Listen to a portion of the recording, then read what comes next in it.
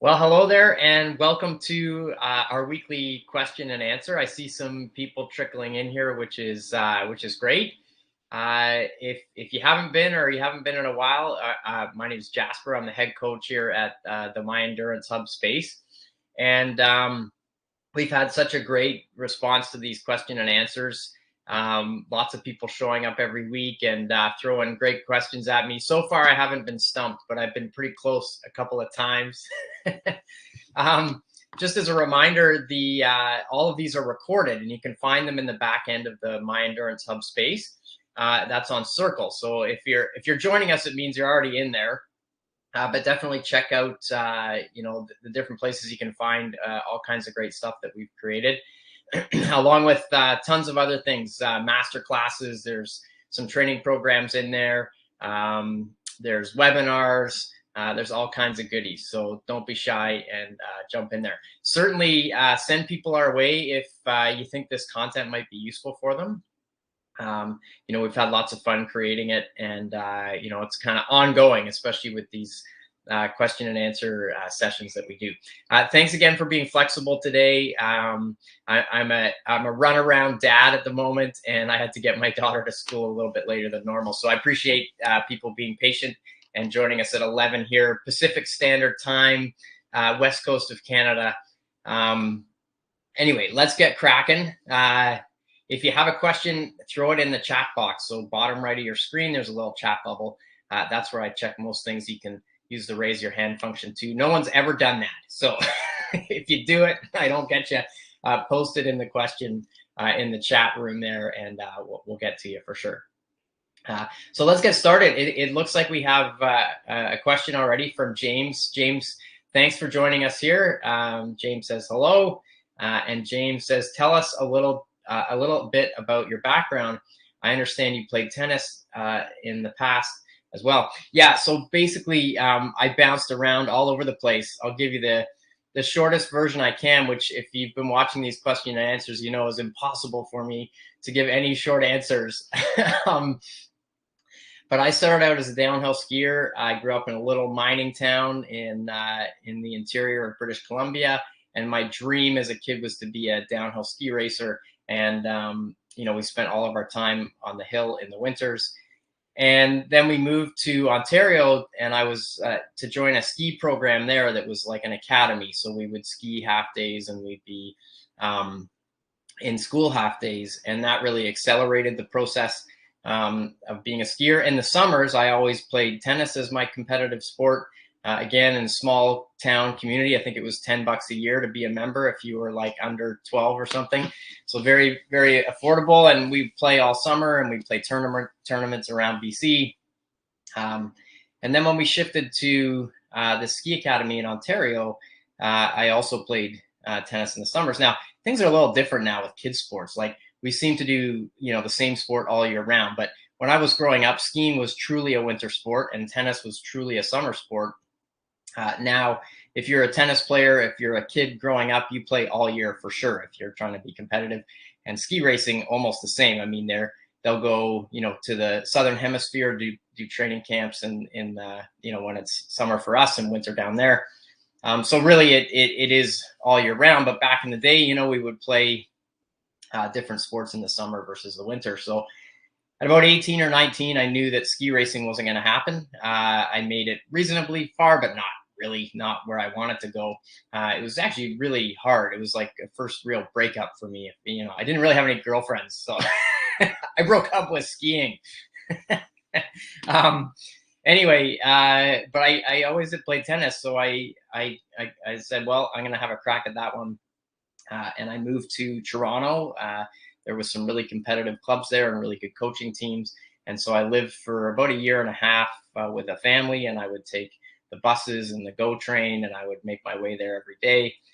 And then I competed. I really leaned into tennis for a couple of years. I got a scholarship at the University of Wisconsin. It was a Division I school, and I spent a year there. But in the meantime, I was also kind of transitioning out of that, and I thought, oh gosh, what am I going to do? I'd only ever really dreamed of being an athlete. I had no other ambitions. So Again, I came into the sport of triathlon fairly late, but back in those days, you could do that and still be competitive. Everybody was coming into triathlon from a different world. Some people were runners, some were swimmers, some were bikers, but some came from completely different sports. And because the sport was so young, you could do that and still, have a shot. It's changed now. If you're a kid growing up, you probably start in a triathlon program at a very, very young age, certainly in a competitive swim program. So by the time you're 14, 15 years old, you're very competent in all three sports. And, the athletes at the Olympic Games now for triathlon are very proficient across the board.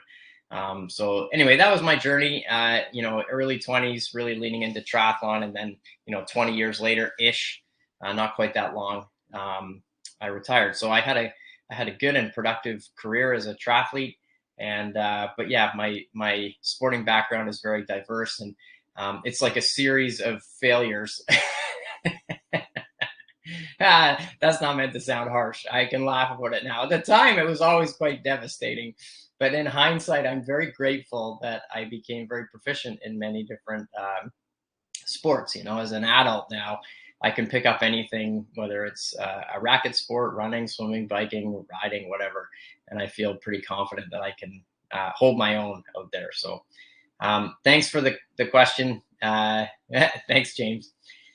James has another one. How should runners structure their weekly mileage and intensity to safely progress and avoid overuse injuries, especially when training for longer distances like marathons? James, I love this question.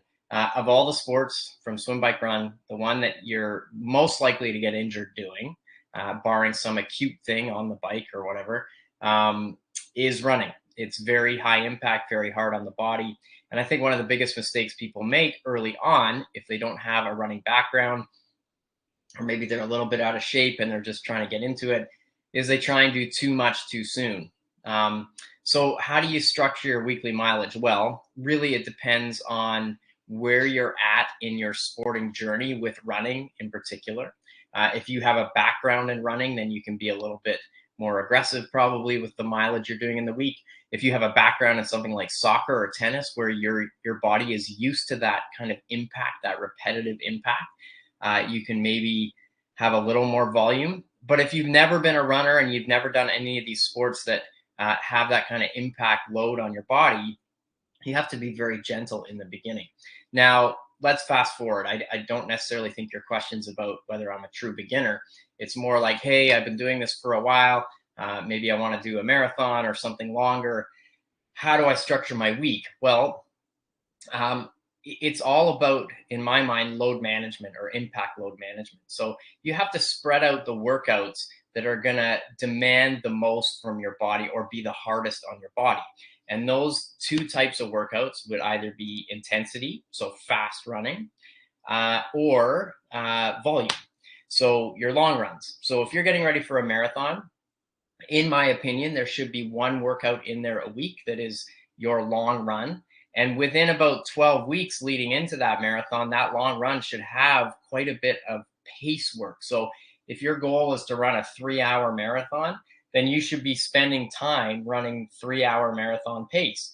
And over that 12 to 16 week lead in, you should have, you should build yourself up to probably 30, 35K of running at that pace. Now you can break it into chunks. I wouldn't necessarily just run 30 or 35K. Maybe you're doing 3 times 10K or 3 times 12K or, 2 times 15K or whatever the little breakdown is, so that you kind of break up that load, but you really want to spend time at pace. So let's answer your question specifically as it would apply to a marathon. So we've got one workout in the week where you're progressively building up that mileage. You want to give yourself space. You don't want to do like 12 weeks in a row of that. You need to have some weeks in between that are lighter and let the body recover. Because when you start getting up around 25, 30, 35K of effort at marathon pace, it's very, very hard on the body. So you have to really manage that. So then we have one of those workouts. And then let's say you're kind of average in the middle. You're not, superstar Olympian marathon runner. You're kind of, I don't want to say average, but you're not trying to be a professional doing this. I might have one other workout in the week that has some higher intensity intervals, but I would do it on hills, because when you run uphill, the impact load is a little more gentle than it is if you run fast on flat roads, especially pavement. So you could have another intensity work down there. Let's say you do your long run on a Saturday. Sunday's a bit of active recovery, maybe. Monday's maybe a day off completely of impact. And then maybe on that Tuesday or that Wednesday, you do something a little more high intensity, but you do it on an incline, so it's not as hard on the body, but you get the heart rate up there. And then you have maybe 1 or 2 other endurance runs in there. So let's say 4 or 5 runs a week with a couple of days off of impact.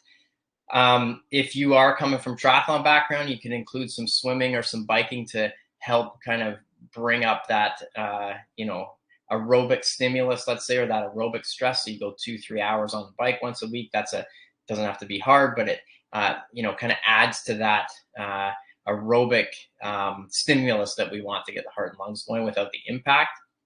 But certainly 4 or 5 runs a week, I think, is sufficient. Now, if you're an Olympic marathoner, those folks are probably running 5 to 7 times a week. 5 would probably be on the low end. There'd be some easier miles. There'd be some higher intensity miles. There'd be some longer miles, maybe even some double run days. But again, we're talking about people who have probably run from a very early age. So their running age, not just their age in general, but their running age is very high. Their ability to tolerate impact is high because they've spent years going through the, add stress to your body recovery cycle over and over and over. So their ability to tolerate that impact is very high. So it really depends on who you are. It's not a one size fits all, but what you want to do, again, just to simplify, is you want to make sure you're managing the running loads that are going to be hardest on your body and the most risky. So that would be intensity and volume. Hopefully that helps. James says, I'm having a tough time getting back into swimming. What do you suggest to get back into the groove? Well, honestly, swimming in particular, I don't know what it is about swimming, but if you live in a community where there's a master swim group or any kind of group swim session, I would start there. It's the easiest way to get yourself, as you say, back into a groove, especially if there's a coach there. You'll have eyes on your stroke. One thing that's sort of interesting about human psychology, I think, is that often we're more likely to be accountable to other people than we are to ourselves, which is a little bit sad, but it's kind of the truth. A great example is if I want to do a run tomorrow and I plan on running at 9 o'clock, the chances of me actually getting out right at 9, probably 50-50. Maybe I'm out a little bit before, but I'm probably out at 9:05, 9:10. I'll probably be a bit late. But let's say tomorrow I'm meeting a group of people to run at 9 o'clock. I will be there at 8:50 because I don't want to let those other people down. And it's kind of weird to say that, but I think a lot of us feel that way. If you're at school and the class starts at 8, well, you're usually there before 8. And if you're late, well, then there's, maybe a consequence. If you're quite young, if you're older, you maybe feel a little bit of shame walking into class late. So, back to your question about swimming, I would start there. If there's a way for you to integrate into a group, it's really great, especially for swimming. Lots of fun, improves the sort of energy and fun aspect of that sport.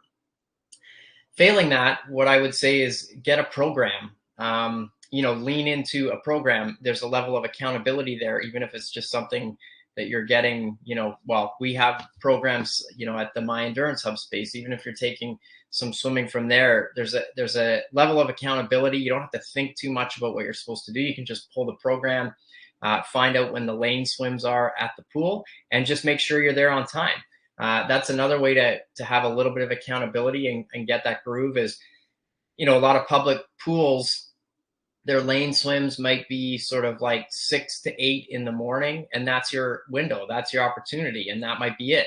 After school, they probably got kids programs and stuff, so you're really limited, and that limitation almost helps with the motivation because you have to kind of get it in when you can get it in, if that makes sense. So, and then, be progressive. So how do you get back into the groove? Well, you're stoked about it. You want to get in there, and maybe the longest swim you've ever done in your whole life is 2,000 meters.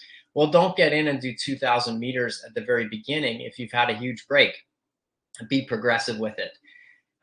Progression allows us to feel successful. So if I'm out of shape and I jump in and I do 2,000 meters, probably not going to feel that awesome. But if I do 500, 600, 700 meters, yeah, I can manage that right now. My shoulders aren't going to be sore.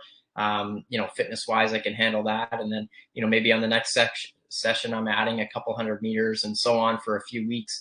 And then I ease my way back into 2,000 meters or whatever your sort of, bar is. Most masters clubs are probably swimming 2,000 to 3,000 meters in a practice because they'll have an hour. And, depending on your level, you can fit in, 2,000 to 3,000 meters, but ease your way back in there. So the fitness comes around, the shoulders have a chance to adapt again. And it's just a much more enjoyable way, small little steps along the way. Yeah, I hope that helps, James. Devin, nice to have you back, Devin. He says, "Hey, what's the logo on your hat? I like the hat." Yeah, this is awesome. It's actually one of my favorite hats now. I have a really good friend who owns a company out close to where I live. He's a physio, and it's called Motus Physiotherapy. He's a wonderful guy. He's got a great team there, great physio. And him and I always trade company hats because I have hats for my company. Every once in a while, I'll just drop a new hat on him if we have a new design. And then every once in a while, he'll drop a new hat on me. So I like this one because it's just like I'm dressed all in black today. It's like, well, and a little white t-shirt. And the hat, I think, really goes well to it. Either that or I'm clashing. I don't really have any idea about fashion. But anyway, thanks for the compliment. I'll definitely let him know that you noticed the hat and you like it. It's a cool logo too, eh? It's kind of very simple. Anyway, I like it. Devin also says, also a while back I pulled my left calf, and now recently I pulled my right calf. Devin, what's going on?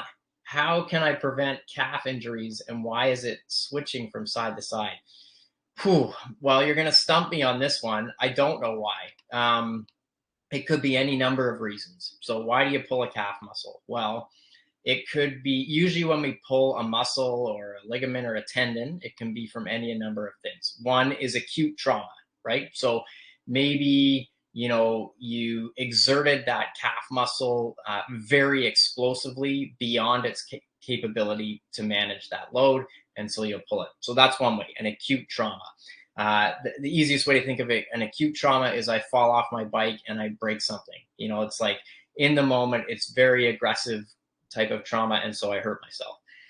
The calf muscle can be pulled that way. Sometimes you'll see, in the Olympic Games or the World Championships, a sprinter all of a sudden looking real great on the track, and they'll pull up and they'll be grabbing their leg. Well, sometimes that's a muscle pull because they're exerting themselves right probably at the capacity of what that muscle can handle. So it could be that. Doesn't sound like it in your case.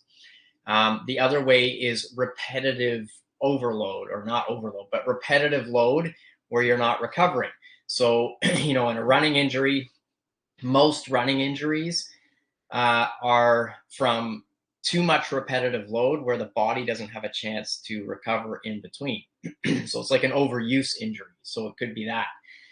It could be a mechanical thing. So you're experiencing this on both sides, or it's happening on both sides. Well, often if we're getting an overuse injury on both sides, it's more to do with overuse. It's actually, I want to say it's a good thing, but if it's bilateral, it's often means it's just overuse. If it's one side, it could be an imbalance. That's what I'm trying to say. Regardless, what I would suggest to you is, this looks to be a recurring problem. Get in and see somebody. So go see probably a physio or a sports doctor is the best place to start. They're going to have a look and they're going to give you hopefully what's a clear diagnosis. Like you say, you pulled your right calf. That could mean any number of things.